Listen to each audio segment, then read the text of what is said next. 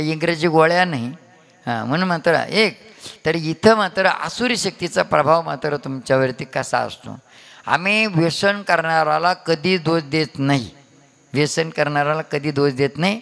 पण व्यसन करणारे मात्र कान खोलून ऐका की काय घडतं. मात्र तुम्हाला अपयश येणं, शारीरिक स्वास्थ्य बिघडणं, घरामध्ये शांती नसणं, चिडचिडा स्वभाव होणं हे मात्र तुमच्या स्वभावात नाही.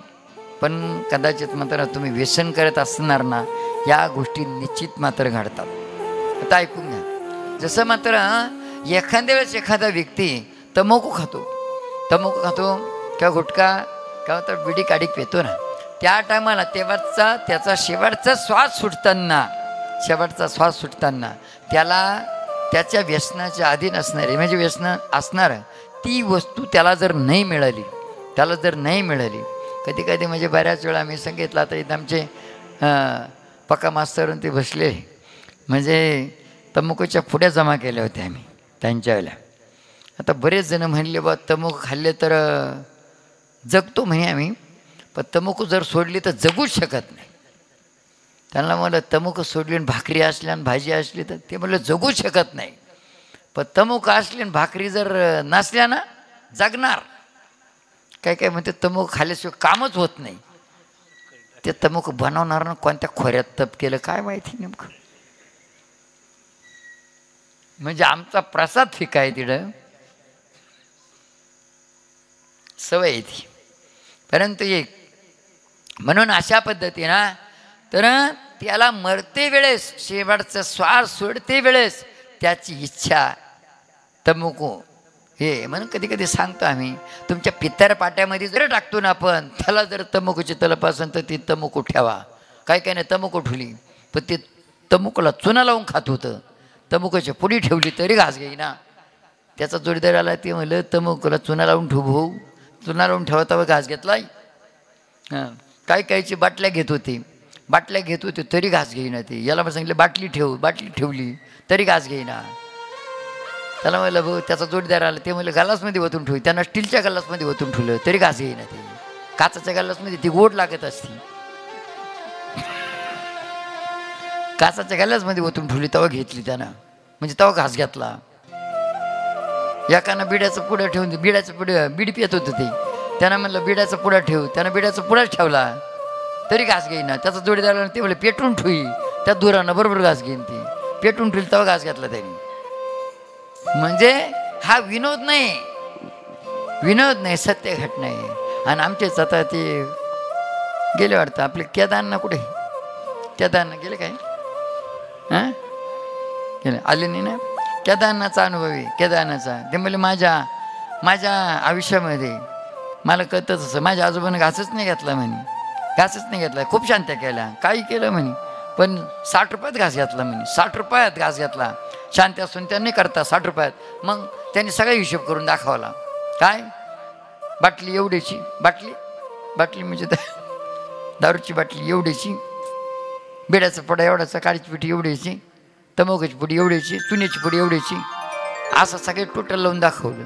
आणि माळकरी आम्ही तरी पण ह्या गोष्टी केल्या आणि घास घेतला ना. तुमच्याही म्हातारी जर घास घेतात नसणं, आजोबा पंजोबा, त्यांना असं करा, नाही तर मग वर्षभर तुम्हाला खाऊ देणार नाही. ते या पद्धतीने म्हणजे सहज या गोष्टी. आणि असंच मात्र जर समजा एखाद्याच मात्र सायंकाळच्या वेळेस हां तुम्ही असं तंबाखू चोळीत राहिले, तंबाखू खात राहिले, हे तुम्ही दिवसभर काही नाही वाटणार. सायंकाळी 5:30 नंतर ना संध्याकाळी सूर्योदय मावळाच्या टायमाला डांगडिंगमध्ये राहते. काही डांगडिंग माहिती समजा तुम्हाला, खाणं खुणं. हां, म्हणून मात्र ह्या ठिकाणी तर सायंकाळी 5:30 नंतर 8:30च्या आतमध्ये हे अतृप्त आत्मे फिरत असतात. आणि बरोबर मात्र ते आपल्याला स्थान कुठे मिळेल, ज्याचा झोपेत मृत्यू झाला ना, तो सायंकाळी 5:30 नंतर मात्र झोपलेला असेल तर त्याच्यात तो शिरतो. आणि तो काम करत असणारा सुद्धा नुसता झोपूनच राहतो, खातून झोपवतो. हां, जे मात्र मरते वेळेस त्याला तंबाखू पाहिजे नव्हती, पण तंबाखूच मिळाली नाही. मरते वेळेस सायंकाळी 5:30 नंतर 8:30च्या आतमध्ये जो तंबाखू चोळीत असेल, असा सुनार जागेवरून वड, पिंपळ, आंबट, चिंच, रोई, बोर, बनलाचं झाड, काटेर, बाबत, चिकाचे झाडं लवणं खाऊनं म्हणा, मशानभूमीमधून तंबाखू चोळ चालला ना, लगेच त्याला पकडून घेतं ते. दारूच्या बाटलीवाले पिऊन निघाले ना मात्र अशा पद्धती, म्हणजे असे असंख्य अनुभव तुम्हाला सांगू. त्याच्यात तुम्हाला समजून घ्या, हे व्यसन तुम्ही स्वतः नाही करत, पण तुमच्या पाठीमागची पीडा तुम्हाला करायला होती. तुमच्या शरीराच्या साह्याने ते तुमच्याकडून करून घेत असते. कितीही सांगितलं वाईट आहे तरी मात्र ते डोक्यात बसत नाही. म्हणून याला म्हणते आसुरी शक्ती. आता याच्यासाठी मात्र आपल्याकडं पर्याय का बा व्यसनमुक्तीचे प्रसाद या पद्धतीनं.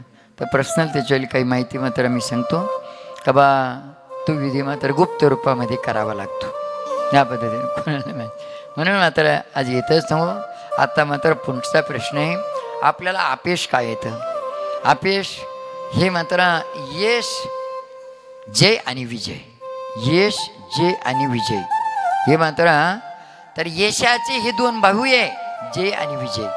यशाचे हे दोन बाहू आहे, जय आणि विजय. मग एका पायात जय आणि एका पायामध्ये विजय. मग जिथं यश पाहिजे तिथं मात्र कांदे ऐकायला जाऊ, नाही तर मका ऐकायला जाऊ, नाही तर मात्र भाजीपाला ऐकायला जाऊ, नाही तर मग डाळिंब ऐकायला जाऊ, नाही तर काही बी करायला जाऊ, तर तिथं जय आणि विजयला बरोबर घेऊन जातो ना. मग यशाने मात्र यायला पाहिजे, यशाने यायला पाहिजे. यश जर नाही आलं तर जय आणि विजय हे जर सबळ असले, म्हणजे शक्तिशाली सबळ असले, तर यशाला उचलबांगडी करून आणतील. आता उचलबांगडी माहिती तुम्हाला? उचलबांगडी, उचलबांगडी, उचलबांगडी आमचीच उचलबांगडी झाली होती म्हणून सांगतो तुम्हाला. आम्ही शाळेत जायचो, चौथीला होतो. आणि कायचं शाळां कायचं काय, गोट्या खेळत जायचो. नेमकं भाकर बांधून घ्यायचं, घरच्या सांगायचं लवकर दे, माझे मित्र येते शाळा भरून जाईल. आता घरच्याला वाटतं बा काय मुलगा हुशारी बा, न सांगता न मारता शाळेत जातो म्हणल्यानंतर. असं मित्र वाटत पाहत बसायचे. तिकडून भाकर बांधून आलं का पाटी लेंड्यांच्या उखाड्यामध्ये, शेळ्या मेंढ्यांच्या लेंड्या राहतात त्या उखाड्यात, आणि तिथं मात्र भाकर आहे त्याच्या त्या पिशीमध्ये. त्यानंतर तिथून तर गोट्याचं गठोडं दुसरीकडं, ते गोट्याचं गठोडं काढायचं, पाटीन ते तिथं ठेवायचं, गोट्याचं गठोडं काढायचं आणि याड्या बाबळीमध्ये गोट्या खेळायचे. शाळेतच नाही, 2-3 महिने शाळेतच नाही. आणि तिकडं घंटी वाजली, दुपारची घंटी वाजली. एक महादेवचं मंदिर होतं पडकं, त्या महादेवाच्या मंदिरात, त्या महादेवाच्या मंदिराच्या आजूबाजूना एवढलं काँग्रेस होतं बा, असं एवढलं छाती इतकं. काला कोण येईल तार फडायला तिकडं मध्ये, ते त्या मंदिरात जाऊन बसायचं. इकडं चुकरी भुकरी मात्र त्या मंदिरातच येऊन बसायचं, चुकरी भुकरी. मग तिथं कार्यक्रम लय अवघड. तिथं मग मात्र बिड्या पिऊन मस्त नाकातून धूर काढायचे आणि आम्हाला मार्गदर्शन द्यायचे. ते थोटकम थोटकम बहुत पुण्यम एक एक बिडी कन्यादानम. म्हणजे अर्थ कळाला तुम्हाला? श्लोक आहे हा एक, थोटकम थोटकम बहुत पुण्यम एक एक बिडी कन्यादानम. म्हणजे थोटकं थोटकं जमा करून दिलं का लय पुण्य होतं, आणि एक बिडी जर दिली सगट तर कन्यादान केल्याचं पुण्य होतं. आता आमचं काही कन्यादान करण्यासारखी लायकी नव्हती, परिस्थिती नव्हतीच. आम्ही चुकरी बुकरी होतो, याड्या बाबडीत गोट्या खेळायच्या, मंदिरात लपायला यायचं. आणि मग ते लोक मात्र असं बिडी प्याता प्याता प्याता प्याता चटका बसायला लागलं की ते थोटकं राहायचे. ते फेकून दिले का ते जमा करून आणायचे त्यांना द्यायचे. थोटकम थोटकम बहुत पुण्यम त्यांना. पण ते प्यायच्या नाकातून धूर काढायची. आम्हाला विशेष वाटायचं, बिडी इकडून पिल्यावर नाकातून धूर येतो कसा. एक दिवस सहज मात्र विचारलं त्यांना, म्हणलं का हो नाकातून धूर काढते कशी? मग आता ते आम्ही हा प्रयोग शिकून घेणार होतो ना, आम्हीच मात्र तो कार्यक्रम करणार होतो. पण नाकातून धूर काढायचं शिकलं तर पाहिजे ना पहिलं. मग ते शिकण्याकरता त्या गुरुला मात्र थोटकम थोटकम बहुत पुण्यम थोटकं जमा करून आणून द्यायचे. मग एकदा दोनदा विचारलं, ते म्हणले इकडे इकडे इकडे शिकवतो तुला. बसले असे, गुडघ्याला गुडघे लावले भाऊ, आमच्या गुडघ्याला गुडघे लावले, 2-3 सटके निवार ओढले, नाकाच्या शेंड्याकडे असं पाच बसलं, एकदम टक लावून म्हणलं आता धूर येईल धूर येईल धूर येईल. काचा धूर येतो? पुन्हा मनात शंका आली, म्हणलं धूर का दुसरीकडून कुठून निघून गेला.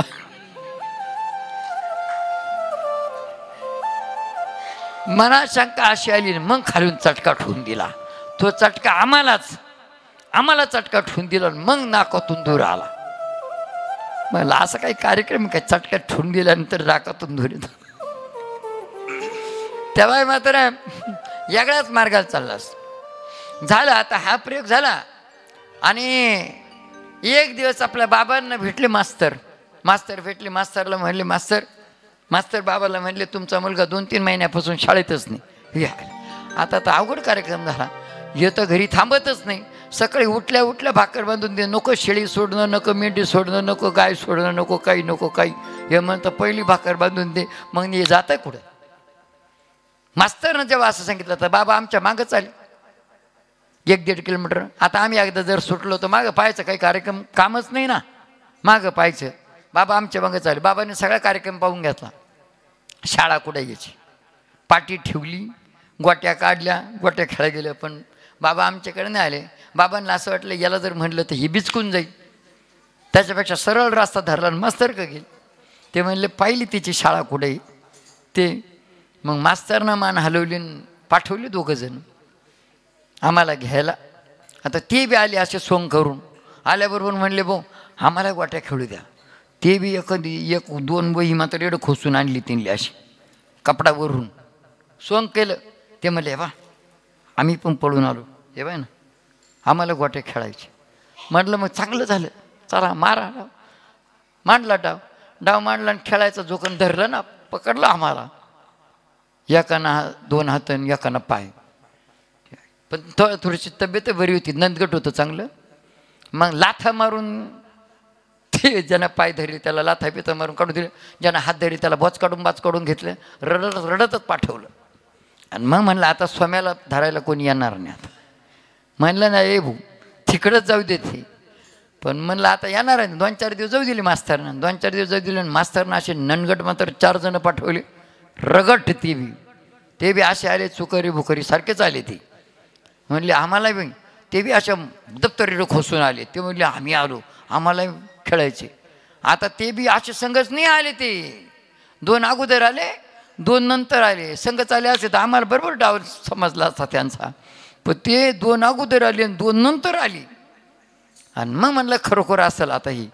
मांडला डावन काय मांडला डावन पकडलं ना, एकाने 1 हात धरला, एकानं 1 हात धरला आणि एकाने 1 पाय, एकाने 1 पाय. मग कुठं सटकफटक करता येते, बॉच काढता येईना, लाथाही मारता येईना.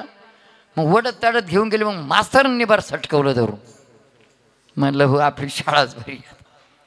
म्हणून याला म्हणते उचल बांगडी. याला म्हणते येस जे आणि विजय याला बरोबर घेऊन जातं. मग आता इथं तुम्ही म्हणाल मग आता यश सबळ नाही तर मग बदाम काजू खावा लागतील काय. इथं जिथं शक्ती काम करत नाही तिथे युक्त काम करते. म्हणून बदाम काजू खायचे नाही. पण एकच गोष्ट सांगणार तुम्हाला का ज्या टायमाला जेवण करतात ना त्या टायमाला तोंडाला लावलेलं उष्ट पाण्याने तुम्ही हात धुवू नका. तुमच्या हाताला यश येईल आणि आरोग्य राहील. याच्यामध्ये 33 कोटी देवांचा राजा इंद्र आहे हातामध्ये. 33 कोटी देवांचा. तुम्ही पाणी पिलं, 33 कोटी देवांना पाणी पाजलं आणि 33 कोटी देवांना पाणी पाजलं आणि तेच पाणी हातावर टाकलं तर इथं मात्र आपेश येतं. आणि त्याच पाण्यानं पाय धुतले जे आणि विजयला उष्ट पाणी पाजल्याचा दोष लागतो तुम्हाला. म्हणून मात्र वाटी आणि लोटी घ्यायची, जेवताना पाणी वाटीत लोटीत होतून मात्र पेत जायचं. अशा पद्धतीने करा, तुम्हाला निश्चित मात्र येईल. सखोल नाही सांगत, कार्यक्रमाचा आपला म्हणजे टायमिंग होता तर फक्त 1. तर आता 3ऱ्या मुद्द्यामध्ये आपण जे हरिओम बोलतो, तुम्हाला मात्र एक सांगितलं आम्ही का 2-3 दिवसापूर्वी करोना गेला पण करोनासारखे महाआजार येणारे, करोना गेला पण करोनासारखे महाआजार येणारे हा आहे कलियुग. याच्यानंतर लागणारे सत्ययुग. आता हिची मोठी आख्यायिका आहे. परंतु हेच हाच मुद्दा, हेच वाक्य तुमच्या घराच्या असं आतून लिहून ठेवा. का बसवेश्वर बाबा म्हणले याच्या पुढं महारोग येणारे, महाआजार येणारे, हे वाक्य लिहून ठेवा. ज्या टायमाला आजार येतील ना त्या टायमाला तुमची आठवण होईल, म्हणजे आमची आठवण होईल तुम्हाला. पण त्याच्यात नंतर विधिमार्ग सांगतो. आजार महाआजार येऊ न तर काही येऊ द्या, पण त्याच्यामध्ये एक मात्र ह्या ठिकाणी त्याला फक्त हरिओम हा शब्द बोला. हरिओम हा शब्द बोला. अनेक याच्यामध्ये हरी हा भगवान परमात्मा परमेश्वर भगवान महाविष्णू. हरी भगवान परमात्मा परमेश्वर भगवान महाविष्णू हरी.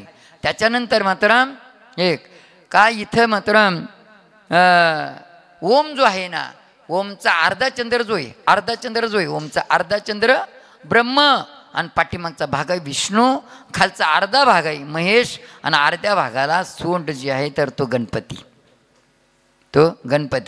आणि वरचा अर्धा चंद्र जो आहे ती म्हणजे पृथ्वी.